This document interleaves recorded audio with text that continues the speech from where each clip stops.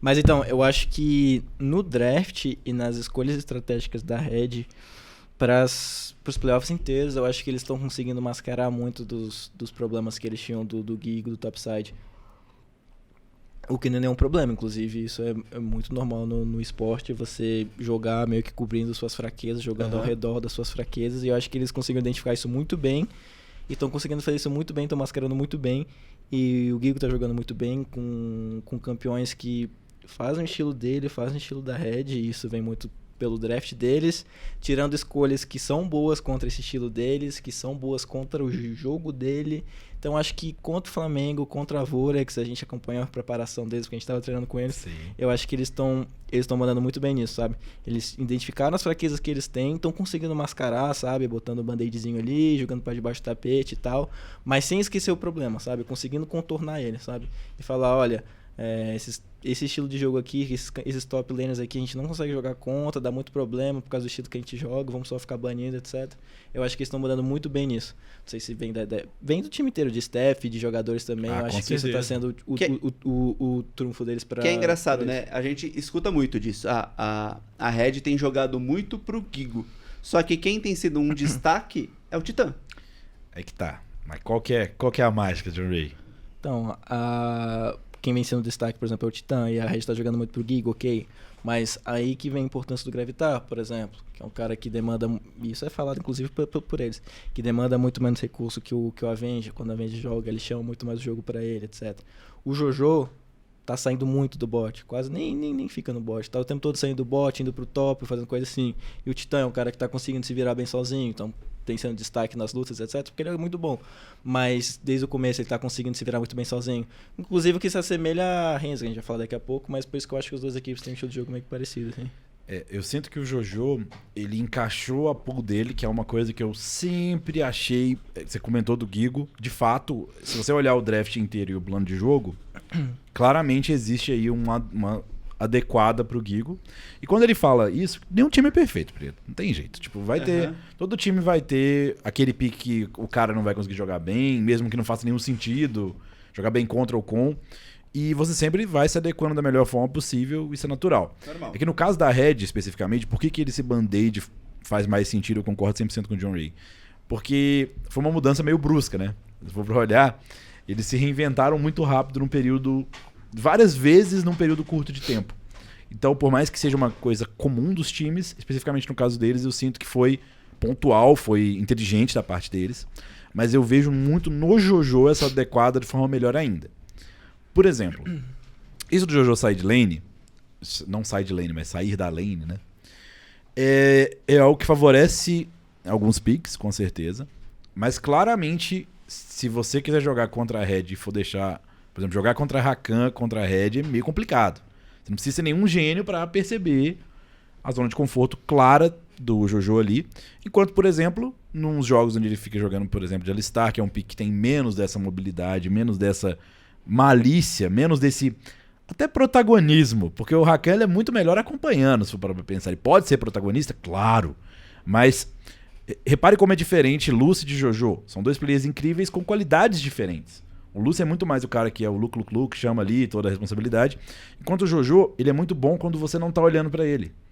Então, de novo, eles adequaram também a pool do AD, que tá jogando com muitos ADs individuais que se viram sozinhos. Então, ó, sim, não é à toa que, pelo menos até aqui, tá?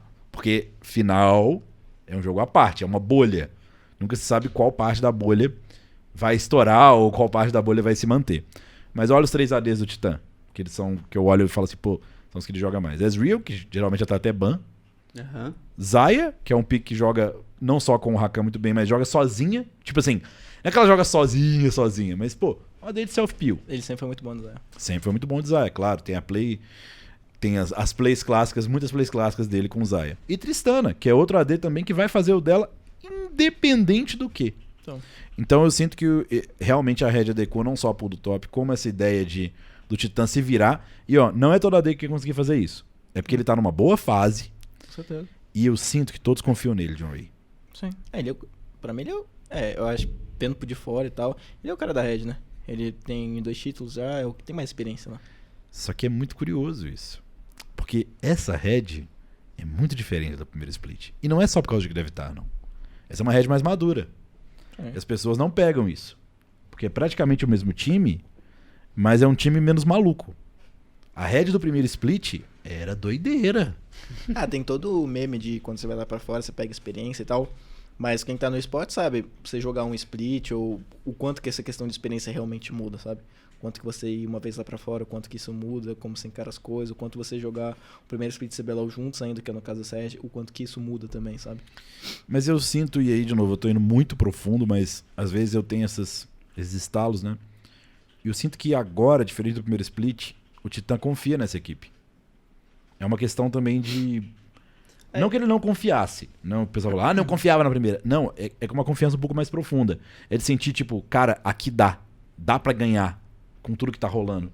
Dá pra ganhar com a sintonia, com a sinergia que a gente tem aqui agora. Eu consigo sentir ouvindo a comunicação deles. Que eu ouvi, todos na escuta do primeiro split, eu senti uma vibe mais caótica. Ainda é caótico, mas existe essa confiança. E óbvio que o Greve demandar menos recursos foi algo que encaixou como uma luva. Eu não sei, eu já ouvi algumas histórias do porquê que o Greve tava jogando, então não sei, não. Eu fui atrás, inclusive, antes do programa, pra ver se alguma coisa oficial tinha sido falada. Joga na roda aí. Me falaram coisa do Avenger.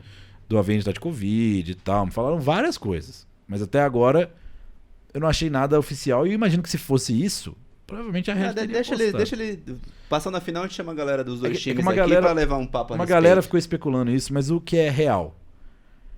Ele jogou as quartas de final, talvez se fosse por causa disso, foi as quartas. Mas já na semi, cara, ele já ganhou o posto dele das quartas pra semi. Não, então, e vale lembrar que no circuitão teve algum split eu acho que o último, não sei qual o split do circuitão foi, começou o Greve titular. Eu acho que foi no que eles subiram, eu tenho quase certeza. Aí depois inverteu pro Avenger, aconteceu o movimento contrário agora. E a Red não começou bem esse split. Não, pô, Não? tinha até as memes, as tretas no...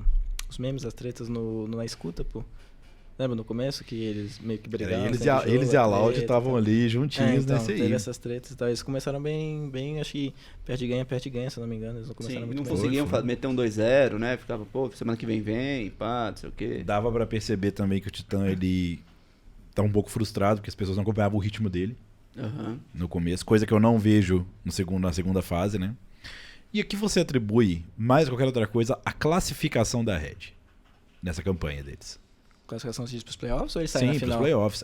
Pras final. A gente falou bastante de quartas e de semi, falou sobre meta, você colocou sobre se remendar, mas qual que foi a virada de chave deles? Você acha que foi algo que tem a ver com balanceamento, algo que eles se encaixaram? Sendo sincero, eu acho que por mais que talvez eles não tivessem tão boa fase no começo do split, eles eram bem melhores que as outras equipes que não foram pros playoffs. Então eu não acho que eles se classificarem pros playoffs fosse uma surpresa. Até quando eles estavam mal, a gente sabia, pô, eles vão estar nos playoffs contra a gente em algum momento, eles vão estar lá, entendeu? Então, dado ao nível das outras equipes, sendo bem sincero. E agora olhando... Mas, de fato, eles melhoraram muito para esse final e que nem eu falei, pra mim eles identificaram muito bem os pontos fracos deles. No que diz respeito, eu acho, ao topside deles, eles conseguiram remendar bem, jogar bem ao redor. E eles melhoraram muito o mapa deles, o macro deles, assim. Eles ainda são um time que gostam muito de lutar, de comprar skirmishes. Ainda dá pra ver que o Aedes é o cara vocal daquela equipe. Mas eles parecem um pouco mais cientes do que eles estão fazendo, um pouco mais disciplinados, assim, sabe? Ponderando mais o que pode acontecer e o que não pode acontecer. Eu gostei dessa remark aí, porque tem um detalhe importante que eu tinha esquecido. Qual? Que eu achava que a Red tinha dado azar nos playoffs, por ter caído do lado do Vorax. Porque a Vorax era exatamente o contrário disso, né? Você falou que se a gente via um macro um pouco mais... não tão constante, não é nem constante, mas não tão constante por parte da Red, a Vorax se para o time mais regradinho em muitas coisas de mid-game. Eu tô falando que necessariamente era bom, porque pra mim o melhor mid-game era da PEN, tá? Eu acho que a Red não conseguiu ganhar da Vorax durante a fase regular. Acho que foi 2-0. Eu acho que o último jogo eles ganharam. Mas enfim... Tanto é que o Titã tá de Jin, se eu não me engano, e o Ulta e o Grita lá, né? Teve Eu lembro isso disso aí, aí. esse pá. Minha memória é boa, mas isso aí eu não peguei. Mas assim, o match era um match difícil pra Red. E rolou um step up ali.